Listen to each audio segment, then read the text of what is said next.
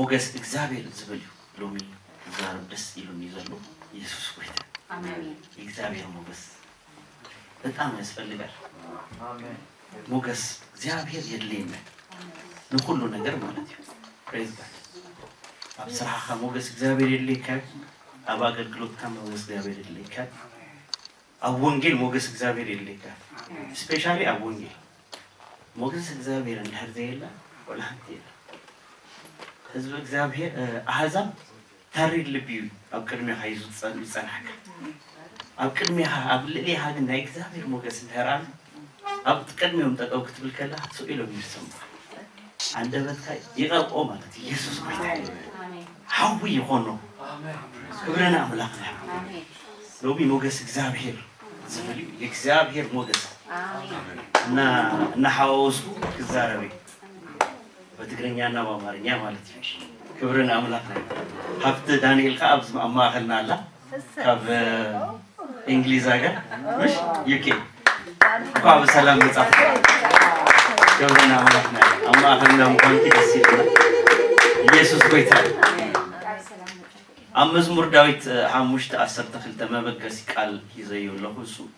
ቃል አምላክን እንበቢና ዱኡ መሰረት ክንጸልይና ማለት ኢየሱስ ጌታ ታይብል አቤቱ ጻድቁን ትባርካለህና እንደጋሻም በሞገስህ ትከበዋለህ መዝሙር 5:12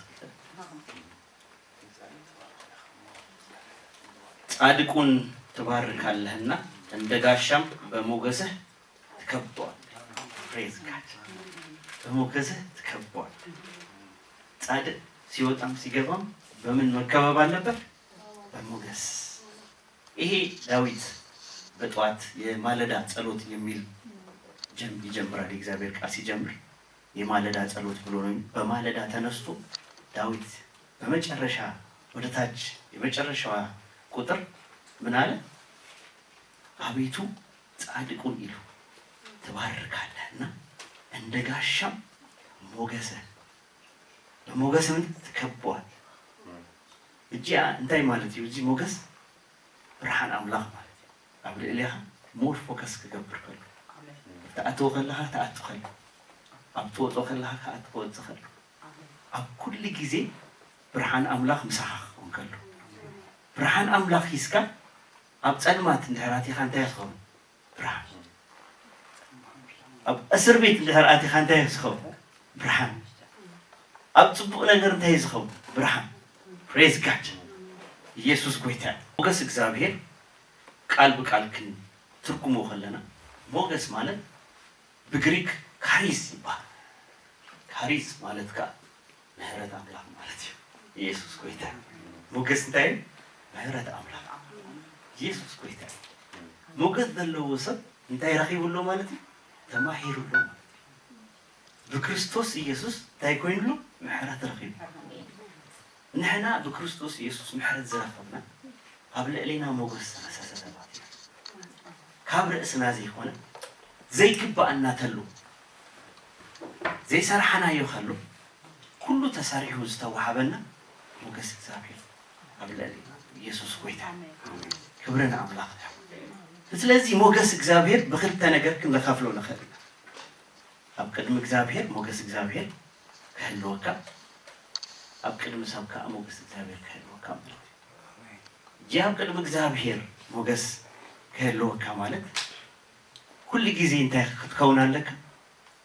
ምህረት እግዚአብሔር ተማሂር ካለህ አንድ ኮይኑ ሞገስ እግዚአብሔር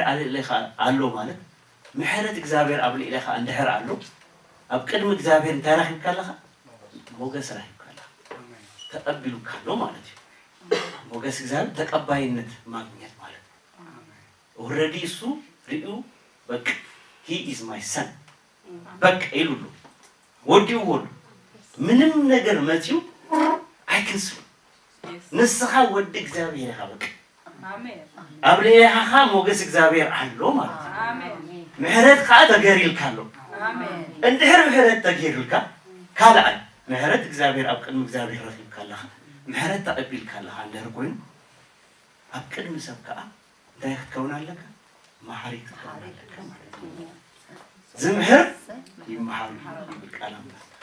إن محركة أبزخد كايو إن قدفك أبزخد كايو يقرأ إنها بجبرك أبزخد كايو أبلي لي خان تيمن صالو مالتي موجس آمين ويت أكري كخلو محري بحري إكزابير بحري ناتي كيسول لوزي ودي آمين كل جزء ودي يقولك ودي أبزبلة موجس إكزابير برحان أملاق أبلي لي خيمت تودي نزدي أبهير إكزابير نزم حرسب بتأمي محاري فريز ስለዚህ አምሳሌ ሰለስተ ምናልባት ቃል አምላክ ይስኩም ዘለኹም ተንብቡ ላይ ተኸልሁም አምሳሌ ሰለስተ እስከ 40 ዘሎ እንደራም ቢብና ኢየሱስ ቆይታ ተሜተን በባይ ካምሽ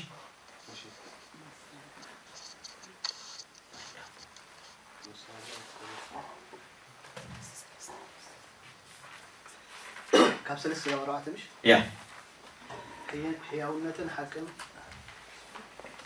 ሕያውነትን ሓቅን ካባኻ ኣይፈለያ ኣብ ክሳድካ ሰራን ኣብ ጽላት ልብኻውን ፀሓፈን ሽዑ ቅድሚ ኣምላኽን ሰብን መጎስ ጽቡቕ ልቦናን ክትረክብ ኢኻ አሜን ፕሬዝ ጋድ ምህረት እውነት ከአንተ አይራቁ ምህረትን ሓቅን ምህረትና እውነት ከአንተ አይራቁ አሜን ይኻ ትምህርት ተኾንካ ብሓቂ ትመላለስ ተኾንካ ኣብ ቅድሚ እግዚአብሔር ኩሉ ግዜ እንታይ ያህያ ምስኡ ረክባለካ ክሪእካ ከሎ ብርሃን እግዚአብሔር ይስካላ ክትምታካ ከሎ ናቱ ማንነት ኣብ ልዕሊኻ ይሪአ ኣብ ዝረአየ ነገር ኣብ ዝረአየ መዓልቲ ለይቲ ኩሉ ግዜ ናትካ ኣብ ልዕሊኻ ዘሎ ሞገስ እናዓበየ ብርሃንካ እናተገለጸ ገጽካ በአሉ እንታይ ኻውን ይጅምር እንጸባረቅ ይጅምር ከም ሙሴ ማለት ነው ፕሬዝ ጋድ ኢየሱስ ጎይታ ስለዚህ ሐቅን ምህረትን ከአንተ አይራቁ በአንገትህ ላይም እሰራቸው ሪሃ ረምዚ ኦርቶዶክስ ዝገብሮ ማለት ነው ማህተብ ካገበሩ ዝርአይ ነገር ዘይኮነ ማህተብ ካገበሩ አብልብኻ እሰራቸው በልብህ ጽላትም ጻፋቸው በእግዚአብሔርና በሰው ፊትም ሞገስን መልካም ዝናን ታገኛለህ በእግዚአብሔር ፊት ሞገስን ታገኛለህ መልካም ዝናን ታገኛለህ ኢየሱስ ጎይታ ሽምካ እንደህድ ከገነን እንደህር ኮይኑ አብዝ ንብል ናይ ግዲ ናይ እግዚአብሔር ሞገስ አብለል ያኸለ ፕሬዝ ጋድ በጉዳ በረከት ክብረና አምላክና አሜን ካልአይ እቲ አብሰብካ ዝግለጽ እዚህች ካብ እግዚአብሔር ንረኽቦ በረከት ይሉ እቺ ካባኻ ግን ዝወጽ በረከት ካለ ካባኻ ዝወጽ እዚ እንታይ ይልና ኩሉ ግዜ በምህረት አምላክ ትመላለስ ከላ ኢየሱስ ጎይታ በምህረት አምላክ እንዳትመላለስ ተቆንካ ኩሉ ግዜ ሞገስ ከናወሰኽ ስለዚህ ክልተ ነጥብታት አይሪና ኣብዚ መጀመርታ ንስኻ ምስ እግዚአብሔር ዘለካ ሪሌሽን ካብኡ በነፃነት ትረኽቦ ምህረት እግዚአብሔር እዚ ምህረት እግዚአብሔር ግን ሂስካ ንሰባት እናተዋጋ ብቂም እናተመላለስካ ሞገስ እግዚአብሔር አለንዲ ሞገስካ ኢቭን እናጠፋህ ኸይዱ ሞገስካ ብርሃንካ እናጠፋህ ኸይዱ ሓደ ጊዜ ኣብ ስራሕ ውጊያ በዝእኒ ትብል ውጊያ አይኮነን በዝሽካ ሞገስ እግዚአብሔር ኩሳካ ስለዚህ ክትምብርከክ ዘለካ ሞገስ እግዚአብሔር አቦ እግዚአብሔር ክትሕበኒ ይጽልያለሁ ኣብ ቅድሚ መሳርሕተይ ሞገስ ሓበኒ ብርሃን ይወስኽ ምሕረት ስለዝገበርካለይ ምሕረትካ ይገብራለሁ እቶም ዝምሕሩ ብፁዓን እዮም ተባሂሉ ከም ተጻሕፈ እግዚአብሔር ኣነ መሐሪ ሰብ ስለዚህ ሎሚ እግዚአብሔር አቦ መንፈስ ቅዱስ ተስኢኻ ምግሳእ ዘይኮነ ተንበርኪካ ኣብ ልዕሊኻ ተወሲዱ ዘሎ በረከት ተወሲዱ ጠፊኡ ዘሎ ብርሃን ክትመልሶልካ ኣይንሓስቡ ክርስቲያን ብርሃኑ አይድብዝዝም ይድብዝዝ ንስኻ እንተር ጽቡቕ ሪሌሽን ግን ሃብ እግዚአብሔር እንደሃዘ ይብልካ ባህሪ እግዚአብሔር ዘይትመላለስ ተኾንካ እቲ ህይወት አይጠፍን ግን ኣብ ቅድሚ ኣብ ዓለማዊ ኣብዚ ዓለም ክትነብር ከለኻ ከምቲ ዝግባእካ እግዚአብሔር ከምቲ ዝኣዘዘካ ማንነት ክትመላለስ ኣይትኽእል ስለዚህ ሁሉ ጊዜ እንታያለና ክንምህር አለና መሐሪ ከሆነ አለና እግዚአብሔር ይመስገን ክርስቲያን በምህረት ይዝመላለስ ክርስቲያን በመንታይ ይዝመላለስ በምህረት ዝፍለጥ በፍቅሩ በፍለጥ በምህረቱ እግዚአብሔር ይመስገን አብዚ መራአ ብዙ ሐሳባት ይው መስኪሮም ዝገርምኩ ንሕና አይተረዳና ንሰርሒና ዘለና ግን ዝግባእካ ያትገብር ዘላ ከምንታይ ተበጊሱ ግን አይትፈልጦም ካብ ፍቅሪ አይረዳእካ እንትጎያለኻ ግን ካልኦት ዓለማዊ ክሪኦ ከሉ ከምሪ ኢሎም ኢሎም ይጎይሉ ኣሕዋት ኣይኮኑም ዝኾነ ዓይነት ደም እንታሽሙ የብሎምን እንታይ ኢሎም ኮይኖም እናበሉ ብዙሓት ሰባት ይዘራረቡ እዮም ክብርን ኣምላኽና እንዲያውም ብዛዕባ ሓደ መርኣና ላዕሉ ምስኡ የወራርድዎ ነይሮም ካብ ኖርዌይ ይመስለኒ እና ኣብቲ ገዛስ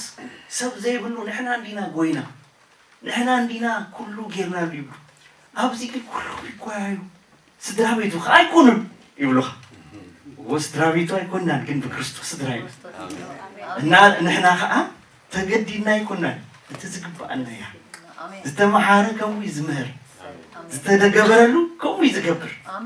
ተገይሩልካ ትገብር ኣለኻ ኢየሱስ ጎይታ ክብርና ኣምላኽና ይኹን ኢየሱስ ጌታ ነው ስለዚህ ከኛ የሚፈለገው ምንድነው ምህረት ሁልጊዜ በምህረት እንመላለስ ከለና ዳዊት ምህሩ እንታይ ያሲ ሳኦል አጓዩ ወዲሁ እና ማሃሮ ይሄዱ የተቀባ እጅግ አላነሳ አብዝ ቀርቡ ሰብ ኢደይ አያነብር አሜን እግዚአብሔር ራሱ ይፍረድ ዱዓሉ ይፍረድ አይትንክፉ ኢሉ አብኢዱ አህሊፉ ነሐቦ አይሐረዱን ማማ አይገርምኩ ሉክ ክትነግስ ልዕሊ ቦታ ኮፍ ክትብል እንድሕር ኮይንካ ክትገድፍ ክትክእላለክ እና ገደፍካ ትከይዳለክ የሳጉ ጎንዲሉ ቀትለኒ ንእሽቴ ተሪፉ ስለዚህ ጅሎሚ እግዚአብሔር አብኢዳ አህሊፉ ወሎ ይሉ ወላሂ እንኳን አይገባ ገዲፉ ኦኬ አህዋቱ ኢቭን ብዙሕ ነገር ይዛረቡሉ ንሱ ግን እንታይ ይብሎም ነይሩ ሸለሊሉ ይዝሓልፎም ኢሉ ንስኻ ልብኻ ክፉእ ኢኻ እንታይ ክትገብር ኣብዚ ቦታ መፃኻ ኢልዎ ሃው ኣብ ቅድሚ ጎልያድ ጠጠው ኢሎም ንሶም ዘይከኣልዎ እሱ መፅኡ መን እዚ ኣብ ቅድሚኹም ዝፍክር ዘሎ ክብሎ ከሉ ንምንታይ ኣብዚ መፂኻ ይብሉ ከይፈለጡ ዋና እሱ ከም ዝኾነ ንሱ ግን ገዲፍዎም ከይዱ ተዝካትኦም ነይሩ ግን ንጎልያድ ኣይምሳኣሩ ተዝጨቃጨቆም ነይሩ ግን ምስ ጎልያድ ኣይምሳኣሩ ስለዚህ ሓደ ጊዜ ኣይትጨቃጨቅ ሕልፍ ይልከፍ ኢየሱስ ክርስቶስ ሕልፍ ምስ በለ እዩ ኩሉ ነገር ተሳኢዩ ክብርና ኣምላኽና ይኹን ሞገስና ሎሚ ኣብ ቸርችና ይመለስ ብሓቂ ዝብለኩም ሞገስ ቤተ ክርስቲያን ሕጂ ዘመን እዚ የለን እዚ ይመለሰላ ሃሌሉያ ሞገስ ቤተ ክርስቲያን ይመለስ ቃል አምላክ ክዛረብ ከሉ በዚች ቤተ ክርስቲያን ሃሌሉያ የገሃነም ደጆች ምን አይሏት አይችሏትም ይዝብል ከሙይዲያ ትመላለስ ዘላ ይውዚች ከሙይዲያ ትመላለስ አይኮነን ብዙሕ ነገር ይሓት ኩሉ ተኣኩሉ በሓደ ይዝነብር ናይ ጸልማት ናይ ብርሃን እግዚአብሔር ቃል ግን ክዛረብ ከሉ በቃ ኣብ ልዕሊያ ኣእሚጠለሁ ሃይሊ የገሃነም ደጆች እኮ አይከለማን አይቆጻጸርዋን ኣብዚ መፅኡ ጠጠው ክብል አይከለን ማለት እዩ ሰይጣን ኣብ ሓሳብና ከኣቱ አይከለን ኣብ ህይወትና ከኣቱ አይከለን አይንግደፉ ነዚህ ቦታ አይንሓቡ በምህረት እንመላለስ እግዚአብሔር ካብ ሞገስ ክባረኸና ኢየሱስ ጎይታ አሜን ነው ፕሬዝ ጋድ ንሩት 2:17 ሩት ካብ ሓደስ ካብ 17 ማለት እዩ ካብ 14 ሩት ኣብ ስደት እያ ነይራ ከምዚ ናትና ማለት እዩ ይገርምኩ ዳስ ወፀንሄ ሩት ኣብዚ ኣትፈልጦ ምድሪያ ናብ ኢየሩሳሌም መፅያ ምስ ናኦሚ ብዛዕባ ናኦሚ ኣይተፃሓፈን ዝገርምኩም ኣብቲ መፅሓፍ ቅዱስ ብዛዕባ ሩት ይተፃሓፈ how much important person ከም ዝኾነ ናኦሚ ያ ግን መንገድ ሂዋታ ሩት ያ ግን ተፃሒፋ ሩት ንኹሉ ነገር ገዲፋ ተዓዚዛ ናትኪ ኣምላኽ ህዝብኻ ህዝበይ ክኸውን መሪፅ ኣለዎ ምስ በለ ሞገስ እግዚአብሔር ኣብ ልዕሊያ አሜን እንታይ ማለት እዩ ሓደ ነገር ዝካሓድ ነገር ክትክህደወለካ ናይ ቃል ኣምላኽ ኣብ ቅድሚ ብቃል ኣምላኽ መሰረት ዘይከውን ንሕርኩም ክትቆርፆለካ ክትገድፎ ክትክእል ኣለካ እግዚአብሔር ብሞገስ ከፅግበካ ኣብ ቅድሚዋ እንታይ ኣዳልዩላ በረኸት ኣዳልዩ ቦይዝ ዘተባሃለ ኣብቲ ምድሪ ዝተፈለጠ ክቡር ዝኾነ ሰብ ማንም ክቀርቦ ዘይክእል ምስ ጠመታ ሞገስ እግዚአብሔር ኣብ ልዕሊያ እዩ ራሳታ ካማታ ኣብ ዘይትፈልጡ ኣዲ ኣብዚ ሸውደን ኢና ዘለና ምሽ በቃ ረኣዩ ንርእሶ ንጉስ መፂኡ ክትክርኤካ ኸሉ ሞገስ እግዚአብሔር ኣብ ልዕሊያ ምስ ረኣየ መን እዩ ዝወዲ እዚ ወዲ መን እዩ ካበይ ዓዲ መፂኡ ካብ ኢትዮጵያ ዋው ብጣዕሚ ደስ ዘብል ማንነት ኣለዎ ፍርሃት ኣምላኽ ኣለዎ እዚ ሰብ እዚ ክፈልጦ ደልየ ኣለኹ ኣብ ቤተ መንግስት ክፀርይ ምሳይ ድራር ክድረር እዩ ተባሂልካ ክትፅዋዕ ከለኻ ሞገስ እግዚአብሔር ከምዚ ዝገብር ንሩት ምስ ጠመታ እዚኣ ሰብ እዚኣ መን እያ እዩ መዓልቲ ኣብ ኢዳ ካብቲ በረኸት እናተሓዘ ናብ ናኦሚ ይልእኻ ነይሩ ኢየሱስ ጎይታ ከም ሰራሕተኛ ኣይርአን ነይሩ ሻህ ሳንቲም ኢሉ በቃ ሞገስ እግዚአብሔር በቃ ዘለካ ሰብ ከም ኖርማል ወላ እና ወልወልካ ኖርማል ኣይርአካን እቲ ናትካ ኣለቓ ከም ኖርማል ኣይርአካን ሪስፔክት ዩ በቃ ትህቦ ሓሳባት ኩሉ ይቅበሉ ትዛረቦ ነገራት ኩሉ ረዚን ይኾኑ ኣብቲ ቦታ ክትህልው ከለኻ እቲ ኣትሞስፌር ይልወጥ ናኦሚ ብዝረኣየታ መንገዲ ሩት በረኸት እግዚአብሔር ኣብ ልዕሊያ መፅኡ ፕሬዝ ጋድ ተመሪዓ ኣብ ዘይትፈልጡ ህይወት ኣትያ እዚ መን እዩ ገይሩ ዝሕድኩም ሞገስ እግዚአብሔር ፕሬዝ ጋድ ኢየሱስ ጎይታ ክነንብበሉ ሩት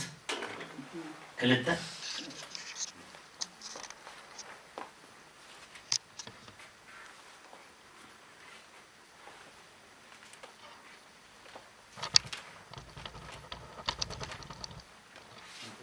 ካብ ሓደ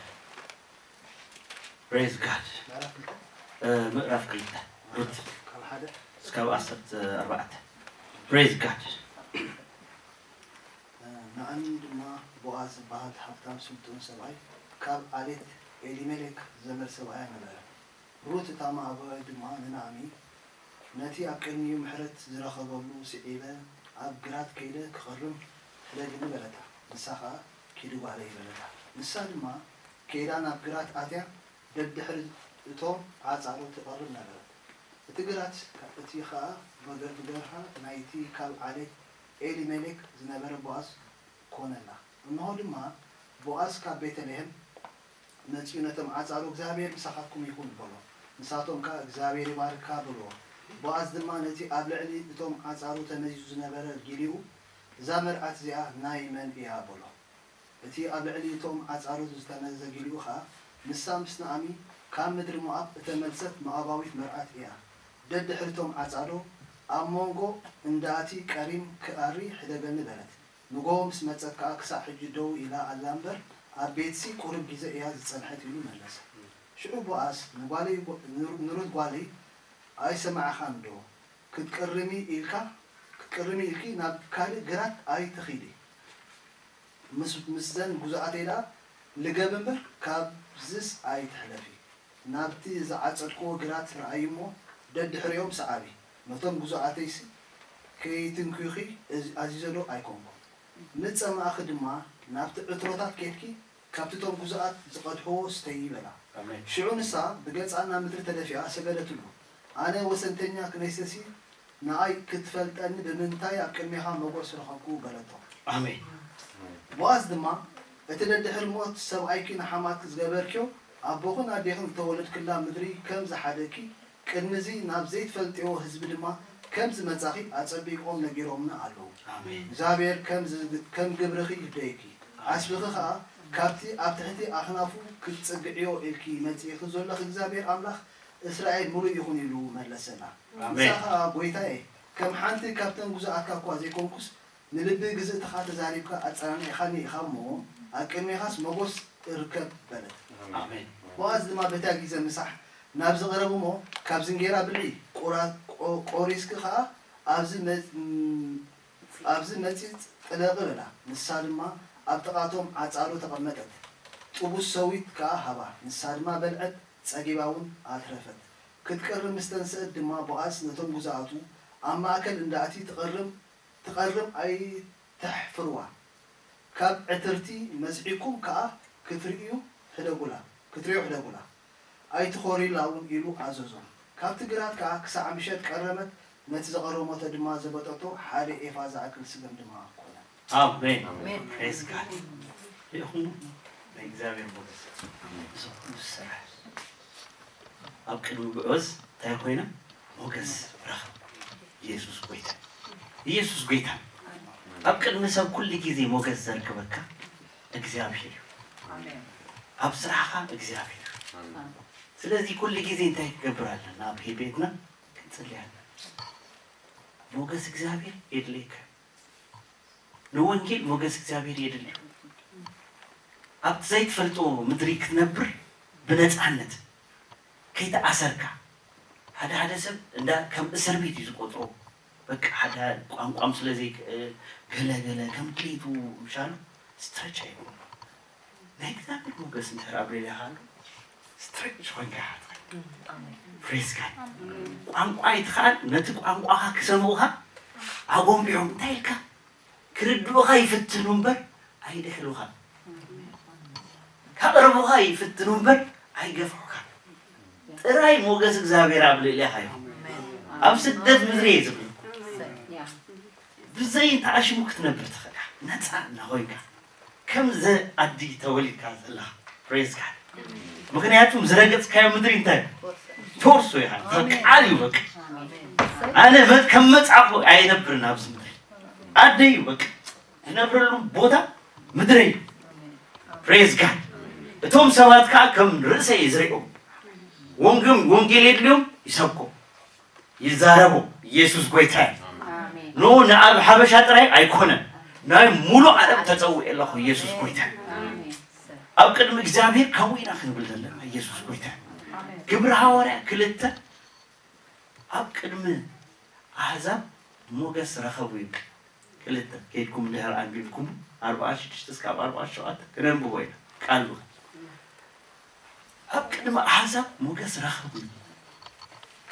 إلت دمو نفسات يوسخون بره يسوع قويته موجس انت هالزيبلك ولا حنتي صباح أي سماك قال ترى يزخو أم ببو 14 تسكاب 14 أتصبح بحبرة أبيت مقرس كيف قارزو صنيعهم يكبون أورو أبايتي إنجيرانا أورسو بحاجوسن بقولوا لبنا أملاخنا مسكونن بحنس أخوينهم يولقون أورو أكل حزبها أدل نبرو زابير دم أزلخنو أتصبح نفتا محبر المسك praise God كم شرچا موجس عندها تماليزو معلت حدش سبعات معلت حدش سبعات مكنياتو كريوها خلو يفتوها بك هجي زتلوها زنبرو كتزاربهم كلها موجس برحان እግዚአብሔር በኃይል አብለ ኢሊህ አንደርመቱ ወላ ሓንቲ ክብሎ ይፈል ከሕጉሰ ካዝብ ክዛረብ ከሎኻ ደስ ይብል በቃ ከም ይብዝሎኻ ትዛረቦም ነገር ይሰምዑ ቤተክርስቲያን ነህ ይክተሉህ ጸጽባ እንታይ ይኸውን ነው ነፍሳት ይውሰኸም ነበር እንታይ ይሆይኑ ሞገስ እግዚአብሔር ይቡቅ ነታ ሕዝቢ ነታ ምድሪ አህሊፉ እግዚአብሔር ይቡቅ ኢየሱስ ቆይታ በሐባር ኮይንካ ክትጽልይ ይኸላ በሐደ ልብ ኮይንካ ክትጽልይ ይኸላ በምህረት እግዚአብሔር ኮይንካ ክትጽልይ ይኸላ بفقري تتحيز كاك تسلي خلها እግዚአብሔር أبزي أبيد نفسها ما أنت خصوص آمين እናተ ቦጫጨር ካር ትነብር ተሆን ጋግን አይኮነን ነፍሳክ ከሱውሳ حسنوبسات ይፈር ማህሪ ልብ እንሄራለና እግዚአብሔር ሞገስና ሁስኮል እዚያ ምድሪ እዚያ حريفو እግዚአብሔር ከ آمين آمين አብዝ ምድሪ ክንመጽኸለና እግዚአብሔር በመንታይ መንገዲ አብዝ ምድሪ አምጪና እቲ ዓላማ ግን ክንፈልጦለና ክሰቲ ክነብር ደቀይ ከፍሪ ጥራይ ኮይኑ ተሐስብ ተኾንካ በጣም አብጌጋ ያህተና ንካለ ማንነት ይጸውይና ቀደም ሚሽነሪ ናበ ይኸዱ ነሩ ናብ ኤርትራ ኖርዌይ ኤርትራ ኸዱ ነሩ ሾደን አባስማ ናብ ኢትዮጵያ ኸዱ እዚኦም ሽቁ ዝለመንዎ ጸሎት አምድሮም ይመለስታሉ አብዝ ምድሪ ገና ዘይራቁሙ ብዙሓት አገልገልቲ አብዝ ምድሪ ክፈሩ آمين حبش أبز مدري بحيل كبزحي كتروا مدري بمر بحبش أختم الله آمين أزي كيكونا جزيرة أحلف أزي كيكونا عندهم فري يتخونن عندنا وناس يتخونن أزي مدري ناس أمسوت أيوة نبى عندنا نخيت يسوع كويت آمين praise God آمين أنت على ما نعزز نهار كوينو إخزابير أبز مدري زي كي تتأملنا موجس إخزابير عملين نفسيسو برهان أبز مدري يرو كمبرنا يسوع كويت آمين praise God يسوع كويت آمين آمين دو آمين دو يملس زي موجس دو آمين موجسنا يملس آمين هذا وجع زلوا سبالو أم سرح وده وجع زخونة عينت بك فتنا زي سبزي سكتال أني تقولوا تالي سويكا أم كذا حمزيا موجس إخزابير أبي أكيد ميسام سب موجس حب هاي ماله ده سلوتي ريحو داويد بنكوه تسيو تايلو زلي موجس كم يخبرني آمين ወጥ ከሎ በሞገስ ተኸቢቡ እንደህር ወጁ ምንም ነገር ከግዝኦ ከምዝኾነ ፍልጥ آمين ክብረና አምላክ ነው ኢየሱስ ጎይታ آمين አሜን ኖህ آمين ንብዙሓት በረኸት ዝኾነ ኣብ ልዕሊኡ ብዝፈሰሰ ሞገስ እግዚአብሔር እጂ ሞገስ እግዚአብሔር ኣብ ልዕሊኦም ዝነበሩ ሰባት ክንርኢና ብዛዕባ ኖህ ክንርኢና ዮሴፍ ክንርኢና ትንቢተ ዳንኤል ክንርኢና praise God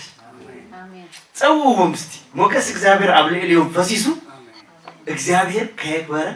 ዝሓለፈኒ ማለት ንኹሎም ኣብ ልዕሊኦም ሞገስ ኣፍሲሱ ንብዙሓት በረኸት ንሸውዓተ መንግስቲ ኣማኻሪ ኮይኑ ዝሓለፈ ትንቢተ ዳንኤል ናይ እግዚአብሔር ሞገስን ሹመትን ኣብ ልዕሊኡ ስለዝነበረ ዮሴፍ ኣብታ ምድሪ ንበረኸት ኮይኑ ንህዝቡ በረኸት ዝኾነ ሞገስ እግዚአብሔር ኣብ ልዕሊኡ ሹመት እግዚአብሔር ኣብ ልዕሊኡ ስለዝመፀ ሞገስ እግዚአብሔር ኣብ ልዕሊኻ እንድሕር መፅኡ ካባኻ ሓሊፍካ ንብዙሓት በረኸት ንብዙሓት መድሓን ክትከውን ትኽእል ኖህ ዘፍጥረት 6:8 ኖህ ግን ኣብ ቅድሚ እግዚአብሔር ሞገስን ረኸበ ኣብ ቅድሚ እግዚአብሔር ሞገስ ረኸበ ኣብታ ምድሪ እንታይ ነይሩ ነውጢ ነይሩ ጥፍዓት ነይሩ እግዚአብሔር ንህዝቢ ከጥፍእ ዝጨከነሉ ጊዜ ንኖህ ግን ሞገስ ረኸበ ይብለካ praise God ኣብ ጥፍዓት ጊዜ ኣብ ውድቀት ጊዜ ኣብ ኮሮና ጊዜ በሎ ሕጂ ኣብ ልዕሊኻ ዘሎ ሞገስ እግዚአብሔር ከተመልጥ ዝገበረካ آمين آمين እቲ ዝተወግኣኻዮ ክትባት ኣይኮነን ኣነ ሕጂ ኣይተኸተብኩ ሓደ ክትባት ኣይረኸበኒ ግን ሞገስ እግዚአብሔር እንታይ ገይሩካ ይሕልፈካ praise God ኢየሱስ ጎይታ آمين ተኣምኖ ጥራይ እዩ ዘለካ እግዚአብሔር ኣለኒ ኖ ኖ ኖ ኣነ እሱ ኣይኮነን ኣባቴ praise God ኣቦ ያለው ዘምልጠን ዘሻግረኒ ኖህ ኣብ ቅድሚ እግዚአብሔር ሞገስ ኣታ ሞገስ እግዚአብሔር ኣብ ቅድሚ እግዚአብሔር ሞገስ ምርካብ ማለት he is በቃ he can see you he is himself ንርእሱ ኣብ ርእስኻ የርእየካ ማለት that is too much ኢልና ይንሕለፎ ከምዚ ዓይነት ነገር بدم نحسو يقلتنا يبرحنا مس برحنا እግዚአብሔር አብለሌና ከተቀመሉ ይጀምር ሞገስ እግዚአብሔር favor of God there is angel by the way this كل ነገር መላእክት እግዚአብሔር አለው ናይ በረከት መላእክት ናይ ፎክሲ መላእክት ናይ ሞገስ መላእክት ናይ ኩሉ መላእክት ወጣ መላእክት ሰው ኢሉ አይኮነን ተፈትዩ ሁሉ ዝእዘዘ ነው ይእዘዘልክ ፌቨር እግዚአብሔር አብለሌህ አለው ማለት ሓደ ኤንጅል ምሳሓ ተጠውይሉ ሓደ መልአክ that means በጣም አትራክት ጌርካ አለላህ ኣብ ሰማይ አትራክት ጌርካ በጣም ይተሐጉስ ሰብ ኮይንካላ ናይ ምህረት ሰብ ኮይንካላ አሜን ሐሳብካ ሐሳብ እግዚአብሔር ኮይኑ ስለዚህ አብለሌህ ዘሎ አጀንዳ እንታይ ስለዚህ ፈልጦ ጎይታ እንጂ አጣጣ ከአቱ ካለ 50 ከተገልግል ከላ ሃይገልግል praise God ኢየሱስ ጎይታ አሜን ኖ አብቀድም እግዚአብሔር ሞገስ ረከበ ኢየሱስ ጎይታ ስለዚህ ነበረኻ ነቶም እንስሳታት በሙሉኦም አትሪፉ ለቤተሰቡ ኻ ታሪፉ ኢየሱስ ጎይታ አሜን ነው አሜን ዝነበረ ናይ ጥፋት ማይ ምን ታሪፉ ቤተሰብ ናይ ኖሆን እንስሳታት በምንታይ ምክንያት እንደሄድክ ኢየሱስ ጎይታ ሞገስ እግዚአብሔር ኣብ አስቴር ዝነበረ ሞገስ ኩላትኩም ትፈልጡ አስቴር ዘውድ ተዘረጋሐላ ማንነት ዘለው መርዶክዮስ ብጽቡቅ አተአባቢያ ዘአበያ ቃል አምላክ ነበር ፍርሃት እግዚአብሔር አብለሌያ በጽድቅ እግዚአብሔር ክትመላለስ በቀንና ክትመላለስ እና ገበረ የአብያ ብዙ ስራ ይሰሩ ለደከና ከሙ ከነብዮም አለና አሜን ብዙ ስራ ይሰሩ ብዙ ዋጋ ይከፍሉ አስቴርና አቤት ክትከይድ ከላ ከምታ ዘአበያ ከም አቤት ፍርሃት ዘለው አብለሌያ ፍርሃት ዘለው ምህረት ዘለው በቀንና ዝመላለስ መንገድ እግዚአብሔር በጽድቅ መንገድ ዝመላለስ መንገድኩም አይኮነና መንገድ እግዚአብሔር ዝኾነት ክትራ አይከላ አይኮነን አብቀድምት ንጉስ አብቀድምት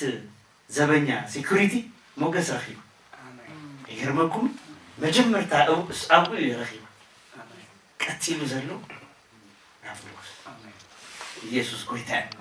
ስለዚህ አስቴር እንታይ ኮይና ሞገስ እግዚአብሔር አብቀድም እግዚአብሔር ስለዘረኸበት አብቀድም እዚ ንጉሱን ሞገስ ረኺብ አሜን ለህዝባ ታሲቡ ዝነበረ አጀንዳ ሁሉ በመን ተገልቢ በአስቴር አሜን ኒያ ሞገስ እግዚአብሔር ንጉሳን ትርፍ ይገብረክ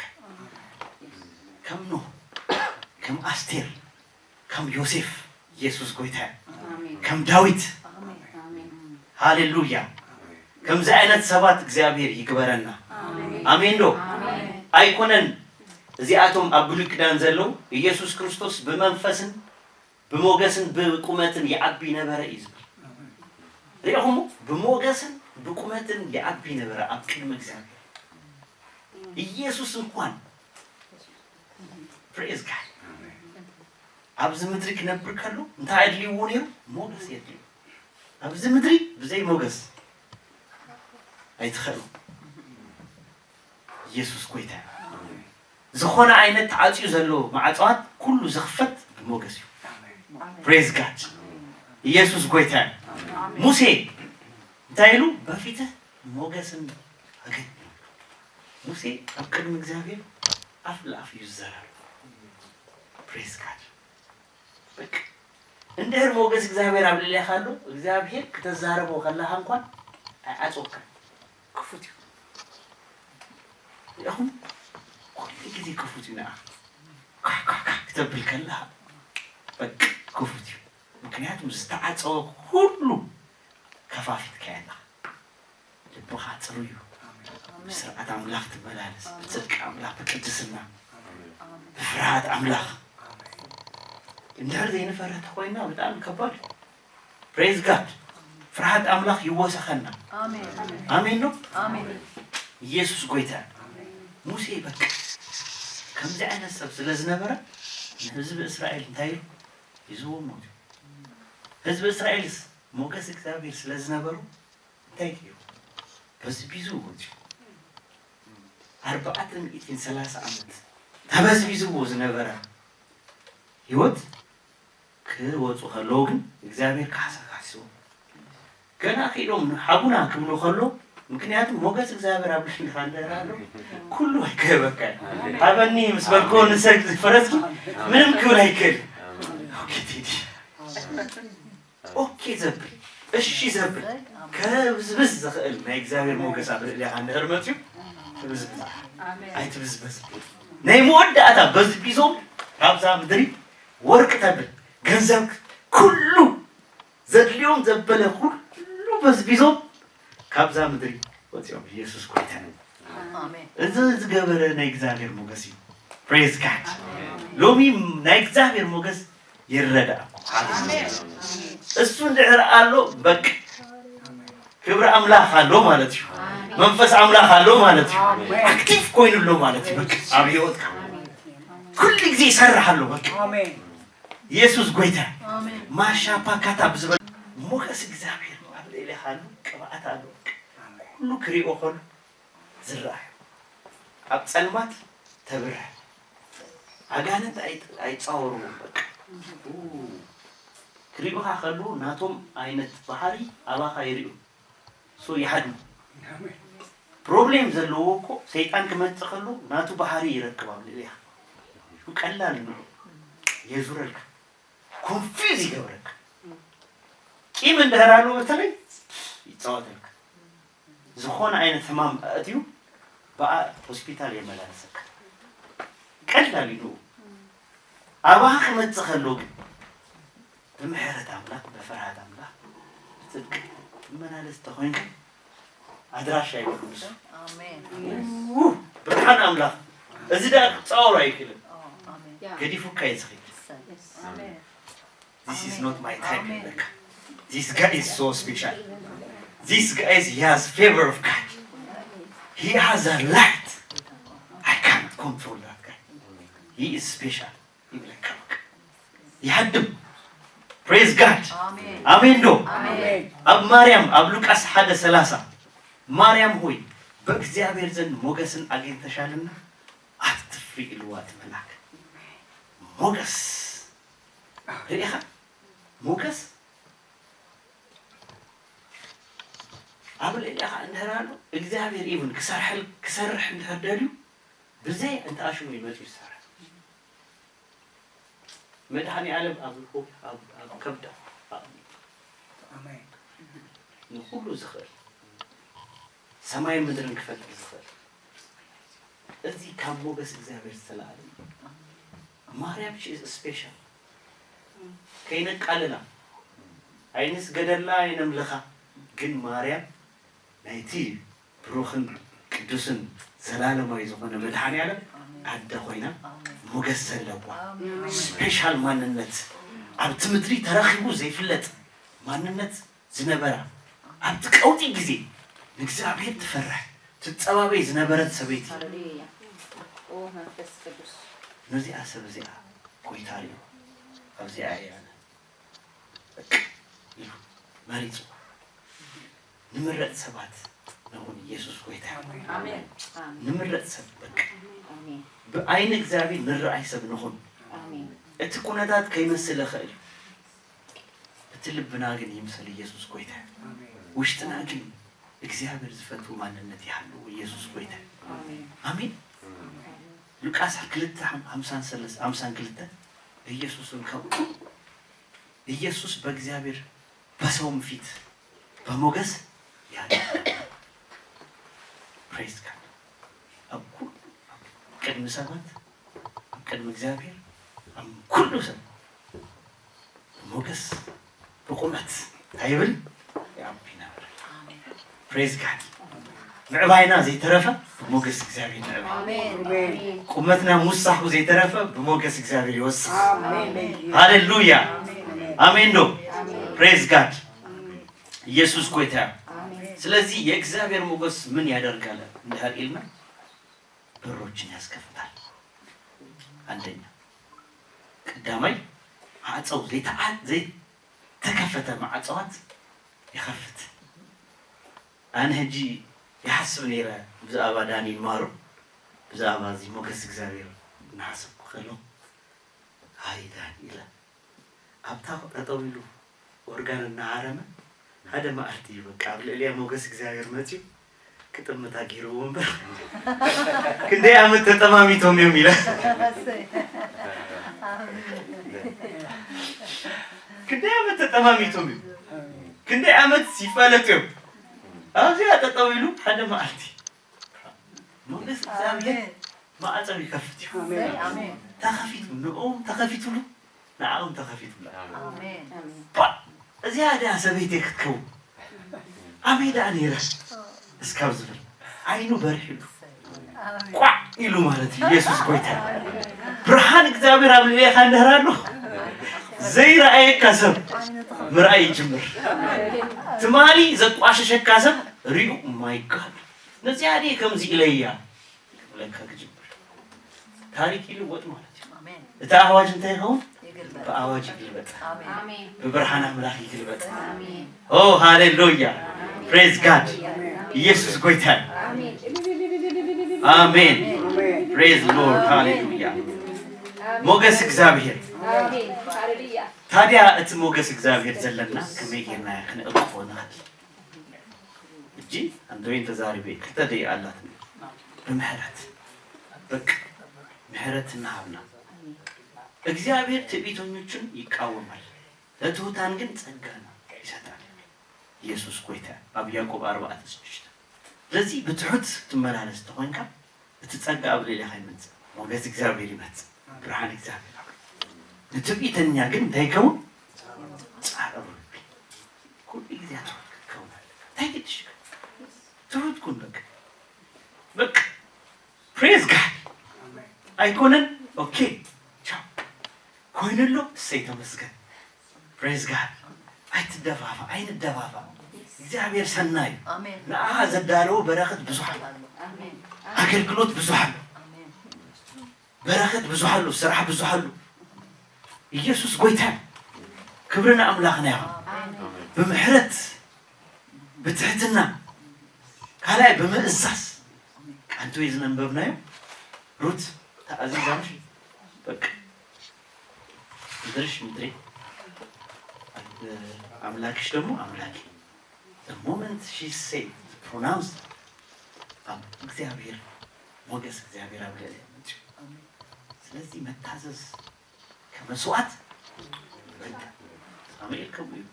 በንሽተ ቤት አምላክ አብይምሽ ተአዚዝ በኩል በቃ በንሽተ ቤት እግዚአብሔር በንሽተ ያዕብ ጀምሩ እንታይ ጌሮ ጎይታ ሞገስ እግዚአብሔር አብለለ ይያምሽ አብታምትሪ ከሞ አይነት ነብይ አይነበረም ተታዛረባ ቃጠባይ ተገኘ ክብርና አምላክ ነው ንእዘዝ ተሆይና ሞገስ እግዚአብሔር አብለለ አብ አገልግሎት ንተአዘዝ አብ ቤትና ንተአዘዝ አብ ሰባይን ሰበይቲ ሞገስ እግዚአብሔር አብ ሰባይኻ ከበካ ጸል አብ ሰበይቲ ከሙ ባቂ ይዝብልኩ በቃ እግዚአብሔር ከም በቃ ታለፈ እግዚአብሔር ቸርች ተማርና አብት ናይ ቃል ኪዳን ጊዜ ሰበይታህ ከም እግዚአብሔር ጠምታ ምሽት ንስኻ ከሙ ጠምትዩ እና ተባህለን ማርኔና ዛት ሚስ ብዛባ ሞገስ እግዚአብሔር ክትጽልይ خلኻ ቅድም ሰበይቴ ጎይታ ሞገስ ሐበ ትብል ተቆንካ ቤትካ ሰላም آمين በቃ በሰላም ትምላ ክትሪካ خلا ቤተይ ለካ ክትሪያ خلا ቤተይ አቲ አይትብላል አታ ከሞ አይነት ቃላት አቤት ከይተፈ እንበይተይ ወ ቴንክ እንበይተይ ሰባይካ ጎይታ ሪሃ ጎይታይንም በይተይ ጥራየስ ሆንገራ ናቲ ንዕናምዚ ዝብሃል ቃል ይተፈ آمين ሙቅስ ቀብለሊሃ ታይምጻልኩም ዝብሃል ማይ ተምጸልካ ንእግርኻ ቆሪኩም ዲው ካባታ አቱ ማለት ኢየሱስ ኮይታ ሎሚ ሰማይ ጸልይ እና አታ አቱ ተደረና ሰለካ አቱ ኢየሱስ ኮይታ አበይቲኮ ቀደምኮ አባድና ከሞይም ዝባሃል አቲ ገለ ዝባሃል የለም ምሽ አቱ በጣም ተኸባቢሮም ይምጽአው እግዚአብሔር ይባርኩ ታዲያ ስትራቤት ናኮ ተረዲው ማለት ነው ለነዚህ ኮክቶር ሶዝለክ ካለ ነገር ትገርፎለክ ትዝውረስ ወሪስካ እትዝግደፍ ክትገርፎለክ ክብርን አምላክ ነው ስለዚህ ኢየሱስ ጎይታ ምጥዛስ ቀጥሉ በጸሎት ምጽላይ ሙሴ እንዲህ ብሎ ጸለየ በፊትህ ሞገስን አገኘው ፕሬዝ ጋድ አከድም እግዚአብሔር ሁሉ ጊዜ ጸልይ ወሰስ እግዚአብሔር አብለሌና ፕሬዝ ጋድ ከምዝና ገበርና ነጽ አብለሌና ዘሉና እግዚአብሔር ሞገስ ነክ ጸሎት በመዛዝ በትህትና በምህረት አምላክ ክብርና አምላክ ነው ኢየሱስ ጎይታ አሜን ነው አሜን ክብርና አምላክ ነው ስለዚህ ኖህ እንታይ ኮይኑ መድኃኒ ኮይኑ ዮሴፍ እንታይ ኮይኑ ብዙሓት ሰባት ከምኡን መድኃኒ ኮይኑ ከፉን ጌሩ አብለል ዝኾነ ቦታውን አቆፋ ቢሉ ለአስቴር ቃ ለሕዝባ በረከት ኮይኑ ፕሬዝ ጋድ